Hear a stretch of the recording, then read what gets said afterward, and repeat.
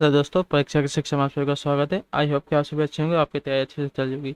आज के practice set की क्लासेस स्टार्ट करते हैं। अगर इसके पहले की प्रैक्टिस सेट की क्लासेस आपने नहीं देखी है, हमारे चैनल पे उसकी प्लेलिस्ट है, आप जाकर उसको एक बार जरूर अटेंड कर लीजिए और चैनल को सब्सक्राइब कर लीजिए। तो चलिए आज की क्लास शुरू करते हैं।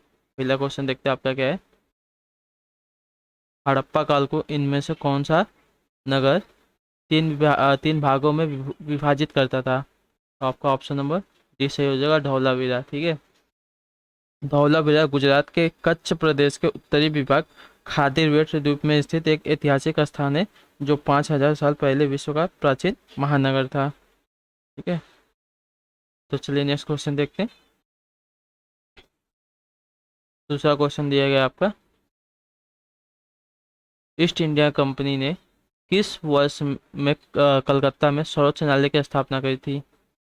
ईस्ट इंडिया कंपनी ने किस वर्ष में कलकत्ता में सर्वोच्च न्यायालय की स्थापना की थी? तो आपका ऑप्शन नंबर यहाँ पे सी दिया गया है, 1773 में। ठीक है, रेगुलेटिंग एक्ट 1773 के द्वारा कोलकाता में एक सुप्रीम कोर्ट की स्थापना की गई थी। इसका कार्य क्षेत्र बंगाल, बिहार, उड़ीसा, बस इतना ही था, उसके आगे नहीं था।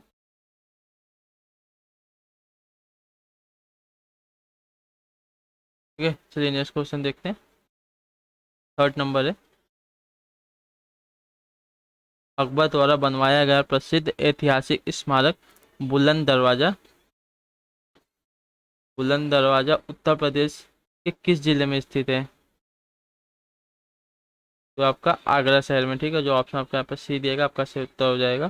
बुलंद दरवाजा भारत के उत्तर प्रदेश राज्य के आगरा में 43 किलोमीटर। ठीक है, आगरा से 43 किलोमीटर की दूरी पर फतेहपुर सीकरी में स्थित है। ठीक है, कहाँ स्थित है? फतेहपुर, एक मिनट रुक जाइए। ये है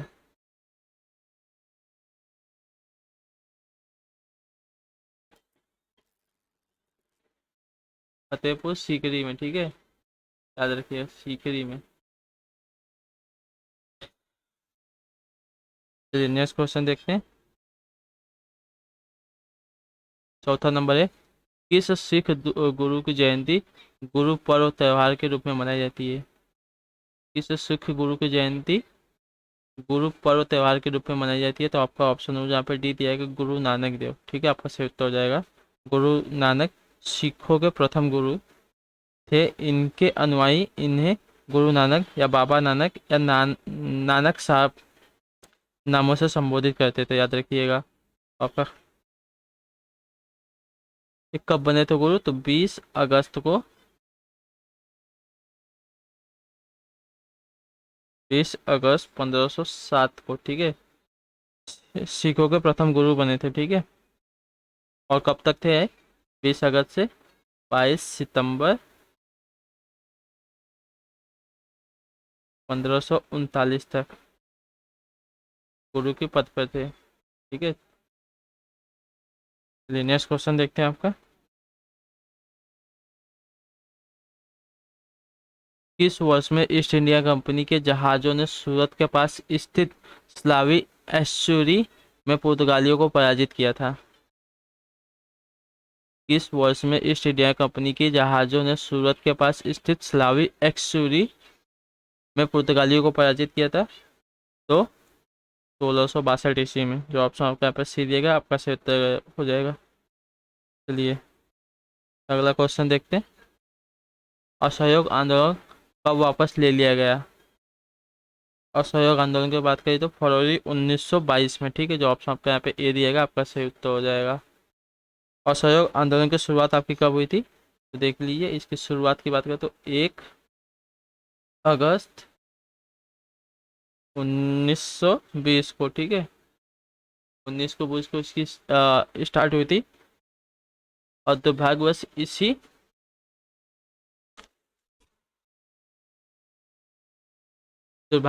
दिन बाल गंगाधर तिलक का निधन हो गया था। ठीक है, 1 अगस्त को ही बाल गंगाधर तिलक का निधन हो गया था। तो 5 फरवरी 1922 को चौरी चौरा नामक स्थान पर हिंसा होने के कारण महात्मा गांधी ने इसे स्थगित कर दिया था, याद रखिएगा। अभी 5 फरवरी को डेट भी याद रखिएगा, कब? तो 5 फरवरी 1922 में। चलिए नेक्स्ट क्वेश्चन देखते हैं। साथ है, किस स्वतंत्रता सेनानी को लोकमान्य की मानद उपाधि दी गई थी? किस स्वतंत्रता सेनानी को लोकमान्य की मानद उपाधि दी गई थी? तो जो ऑप्शन आपके यहाँ पे सी दिया गया है, बाल गंगाधर तिलक को। ठीक है, जो ऑप्शन आपके यहाँ पे सी दिएगा आपका सही उत्तर हो जाएगा। और लाला लाजपत की बात करें तो इनको पंजाब केसरी की उपाधि दी गई थी। ठीक है, जो ऑप्शन आपके यहाँ पे देख लिए, इनको पंजाब केसरी। और दादा भाई नौरोजी की बात करें तो इनको तो पता है, ग्रैंड ओल्ड मैन। ठीक है,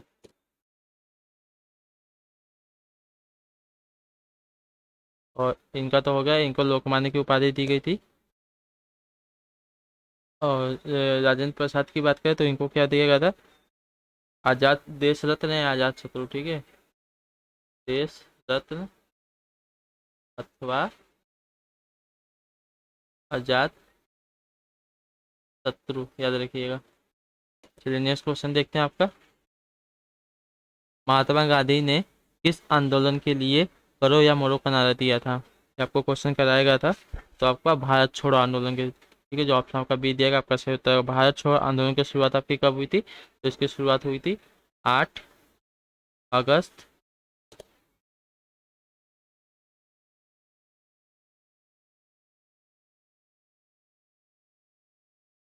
8 अगस्त 1942 को।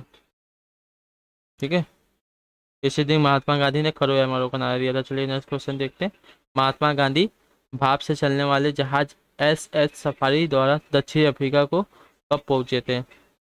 दक्षिण अफ्रीका के मतलब किस शहर पहुंचे थे? महात्मा गांधी भाप से चलने वाले जहाज एस सफारी द्वारा दक्षिण अफ्रीका के किस शहर पहुंचे थे? तो आपका सही उत्तर क्या हो जाएगा? डरबन शहर। ठीक है, जो ऑप्शन आपका सी दिएगा आपका सही उत्तर है। चलिए नेक्स्ट क्वेश्चन देखते हैं। रविन्द्रनाथ टैगोर ने किस नरसंहार के विरोध में नाइटहुड की उपाधि लौटा दी?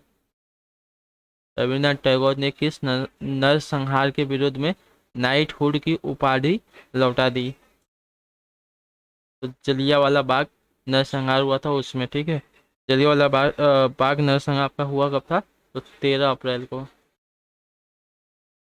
13 अप्रैल 1919 को हुआ था। कब रॉलक एक्ट जो 1919 के अंतर्गत गिरफ्तार किए गए डॉक्टर सैफुद्दीन चिकुल तथा सत्यपाल की गिरफ्तारी का विरोध करती भीड़ पर जनरल डायर ने अंधाधुंध गोलियां चलवा दी थी। इसके विरोध में गांधी जी ने कैसर ए हिंद की उपाधि तथा रविन्द्रनाथ टैगोर ने नाइटहुड की उपाधि लौटा दी थी। महात्मा गांधी ने कौन सी उपाधि ली थी? तो कैसर ए हिंद, याद रखिएगा, कैसर ए हिंद किसकी थी? तो महात्मा गांधी जी की। ठीक है, इन्होंने ए वाली उपाधि लौटा दी थी और रविन्द्रनाथ टैगोर ने नाइटहुड की उपाधि लौटा दी थी। चलिए नेक्स्ट क्वेश्चन देखते हैं। 11 नंबर है, भारत का सबसे बड़ा बॉक्साइट उत्पादक राज्य कौन सा है? तो उड़ीसा राज्य आपका सही उत्तर है। चलिए नेक्स्ट क्वेश्चन देखते हैं। 12 नंबर है, निम्नलिखित में से किस प्रकार का कोयला उच्चतम गुणवत्ता वाला होता है? तो एंथ्रेसाइट। ठीक है, जो ऑप्शन आपका डी दिया सही हो जाएगा। एंथ्रेसाइड की बात करें तो इसमें से 80 से 95% तक कार्बन होता है। ठीक है, तो इसके बाद बात करें तो जो विटामिन है इसमें कितना होता है? तो इसमें 50 से 80% तक, 50 से 80% तक इसमें कार्बन की मात्रा होती है। और लिग्नाइट की बात करें तो इसमें होता है आपका 40 से 55% तक। और पीट की बात करें तो इसमें 40% से कम कार्बन की मात्रा होती है। चलिए नेक्स्ट क्वेश्चन देखते हैं। विश्व का सबसे बड़ा नदी द्वीप माजुली कहाँ स्थित है? विश्व का सबसे बड़ा माजुली द्वीप आपका कहाँ स्थित है? तो आपका स्थित है असम में। ठीक है, जो ऑप्शन आपका यहाँ पे सी दिएगा आपका सही उत्तर हो जाएगा। विश्व का सबसे बड़ा नदी द्वीप माजुली आपका असम में स्थित है। माजुली शब्द जिसका अर्थ क्या होता है? पानी से घिरा हुआ क्षेत्र, ठीक है। माजुली का अर्थ होता है पानी से घिरा हुआ क्षेत्र, याद रखिएगा। चलिए नेक्स्ट क्वेश्चन देखते हैं। काजीरंगा राष्ट्रीय उद्यान किस जानवर के लिए विख्यात है? काजीरंगा उद्यान किस जानवर के लिए विख्यात है? तो गैंडे के लिए, ठीक है। जो ऑप्शन आपका यहाँ पे डी दिएगा आपका। काजीरंगा राष्ट्रीय उद्यान भारत के असम राज्य में स्थित यह उद्यान एक सिंह के गैंडे के लिए विशेष रूप से प्रसिद्ध है। काजीरंगा के विभिन्न प्रजातियों के पक्षी, चीलों तथा तोते आदि भी पाए जाते हैं, याद रखिएगा। चलिए नेक्स्ट क्वेश्चन देखते हैं। निम्नलिखित में से कौन सी नदी अमरकंटक तक के पदार्थ में उद्गमित होती है? निम्नलिखित में से कौन सी नदी अमरकंटक तक के पठार से उद्गमित होती है? ऑप्शन जो आपका बी दिया गया, आपका सही उत्तर हो जाएगा बेतवा नदी, ठीक है। अमरकंटक पदार्थ में सोन, जोहिला तथा नर्मदा नदी का उद्गम होता है। बेतवा नदी मध्य प्रदेश के भोपाल के निकट से विंध्याचल पर्वत से निकलती है। ऐसा नहीं होती है, अमरकंटक पठार से उद्गमित नहीं होती है। तो बेतवा नदी आपकी अमरकंटक पठार से नहीं होती है। सोन, जोइला, नर्मदा ये अमरकंटक के पठार से निकलती है, याद रखिएगा।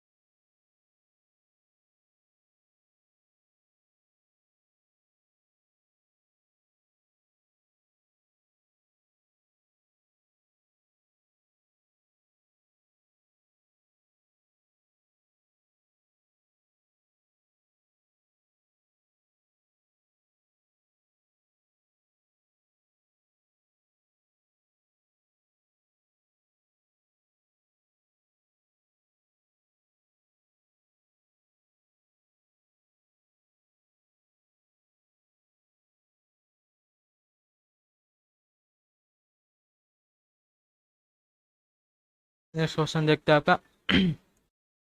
भारतीय संविधान के संघवाद निम्न में से किस देश से लिया गया है? संघवाद निम्न में से किस देश से लिया गया है?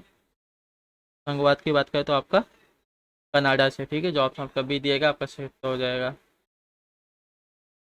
भारतीय संविधान में संघवाद कनाडा संविधान से लिया गया। भारतीय संविधान में बहुत से प्रावधान अनेक देशों से लिए गए, जैसे अमेरिका से आपका मूल, जो अमेरिका से आपका मूल अधिकार लिया गया है, और न्यायिक पूरा जो न्यायिक संविधान है उससे लिया गया है।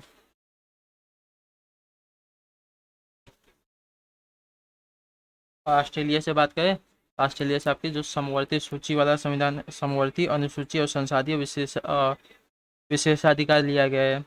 और कनाडा से आपका संघात्मक और इसके लिया गया है संघवाद का जो वो लिया गया है। चलिए नेक्स्ट क्वेश्चन देखते हैं। 17 है, इनमें से कौन सा भारत में कृषि विपणन के मुख्य दोषों में से एक नहीं है? अनुकूल मंडी, जो ऑप्शन आपका सी दिएगा आपका सही उत्तर है। चलिए नेक्स्ट क्वेश्चन देखते हैं।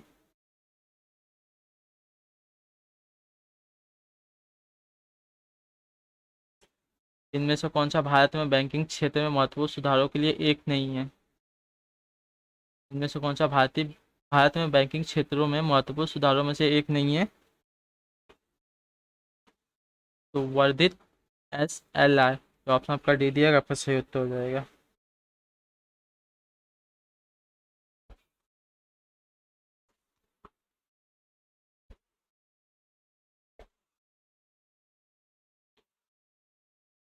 नेक्स्ट क्वेश्चन देखते हैं आपका।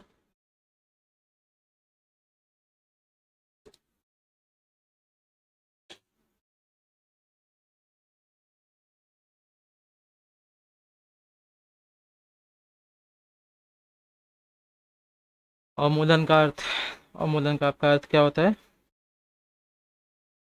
अन्य देशों की मुद्रा की तुलना में घरेलू मुद्रा का मान कम करना। ठीक है, जो ऑप्शन आपका सी दिएगा आपका सही उत्तर हो जाएगा। अधिमूल्यन की बात करें तो अधिमूल्यन का होता है विदेशी मुद्राओं के सापेक्ष घरेलू मुद्रा का मूल्य बढ़ाना। चलिए, भारत की 12वीं पंचवर्षीय योजना का मुख्य उद्देश्य क्या था? तो भारत की 5वीं पंचवर्षीय योजना का मुख्य तेज, सतत और अधिक सम्मिलित विकास। ठीक है, जो ऑप्शन आपका डी दिएगा आपका सही उत्तर है तेज, सतत और अधिक सम्मिलित विकास। तो नेक्स्ट क्वेश्चन देखते हैं। भारतीय संविधान में कानून बनाने की निर्धारित प्रक्रिया काफी हद तक संविधान के द्वारा प्रभावित है। किस संविधान, मतलब किस देश के संविधान से प्रभावित है? भारतीय संविधान में कानून बनाने की निर्धारित प्रक्रिया काफी हद तक किस देश के संविधान के द्वारा प्रभावित है? तो संयुक्त राज्य अमेरिका के। ठीक है, जो ऑप्शन आपका दे दिएगा आपका सही उत्तर हो जाएगा। नेक्स्ट क्वेश्चन देखते हैं। शिक्षा का अधिकार अधिनियम किस वर्ष भारत की संसद द्वारा अधिनियमित किया गया था? तो 2009 में। शिक्षा का अधिकार अधिनियम भारतीय संसद द्वारा 4 अगस्त 2009 को पारित किया गया था। चलिए नेक्स्ट क्वेश्चन देखते हैं। निम्नलिखित भारतीय राज्यों में से किस राज्य में द्विसदनीय विधान मंडल नहीं है? भारतीय राज्यों में से किस राज्य में द्विसदनीय विधानमंडल नहीं है? तो जो आपका ऑप्शन है यहाँ पे सी दिएगा आपका सही उत्तर हो जाएगा तमिलनाडु राज्य में। ठीक है, चलिए नेक्स्ट क्वेश्चन देखते हैं आपका। 24 है, किस अनुसूची में संविधान द्वारा मान्यता प्राप्त भाषा का उल्लेख किया गया है? तो 8वीं अनुसूची में। ठीक है, जो ऑप्शन आपका यहाँ पे डी दिएगा आपका सही उत्तर हो जाएगा। 8वीं अनुसूची में संविधान द्वारा मान्यता प्राप्त 22 प्रादेशिक भाषाओं को, ठीक है, 22 भाषाओं का उल्लेख है। इस अनुसूची में आरंभ में कुल 14 भाषाएं थी। ठीक है, चलिए नेक्स्ट क्वेश्चन देखते हैं। संविधान का कौन सा अनुच्छेद राज्यपाल की नियुक्ति से संबंधित है? तो आपको क्वेश्चन कराएगा तो बताइए, संविधान का कौन सा अनुच्छेद राज्यपाल की नियुक्ति से संबंधित है? तो अनुच्छेद 155। ठीक है, संविधान के अनुच्छेद 155 के अनुसार राज्यपाल की नियुक्ति राष्ट्रपति द्वारा प्रत्यक्ष रूप से की जाएगी, किंतु वास्तव में राज्यपाल की नियुक्ति राष्ट्रपति के द्वारा प्रधानमंत्री की सिफारिश पर की जाती है, याद रखिएगा। और 26 है, निम्न में से कौन सा एक वैज्ञानिक होने के साथ साथ एक महान उद्योगपति भी थे जिन्होंने भारत की कई उद्योगों की स्थापना की थी? तो विक्रम साराभाई। ठीक है, जो ऑप्शन आपका सी दिएगा आपका राइट आंसर हो जाएगा। चलिए नेक्स्ट क्वेश्चन देखते हैं। आपका 27 नंबर है।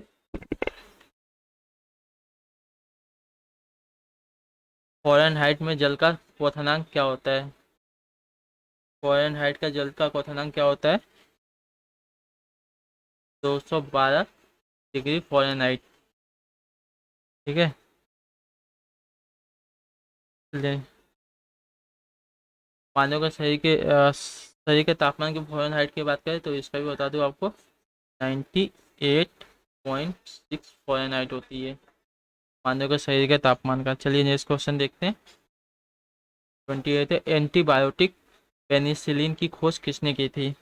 तो एंटीबायोटिक पेनिसिलिन की खोज आपके किसने की थी? तो अलेक्जेंडर फ्लेमिंग ने। ठीक है, जो ऑप्शन आपका बी दिएगा आपका सही उत्तर हो जाएगा। कब की थी? तो 1928 में। नेक्स्ट क्वेश्चन देखते हैं। 29 है, उस वाहिनी का चयन करो जो मूत्र को शरीर से बाहर ले जाती है। तो पूरे उरेथरा। ठीक है, जो ऑप्शन आपका ए दिएगा आपका सही उत्तर हो जाएगा। उरेथरा वह नलिका या वाहिनी है जो मूत्र को मूत्राशय से बाहर निकालती है। चलिए नेक्स्ट क्वेश्चन देखते हैं।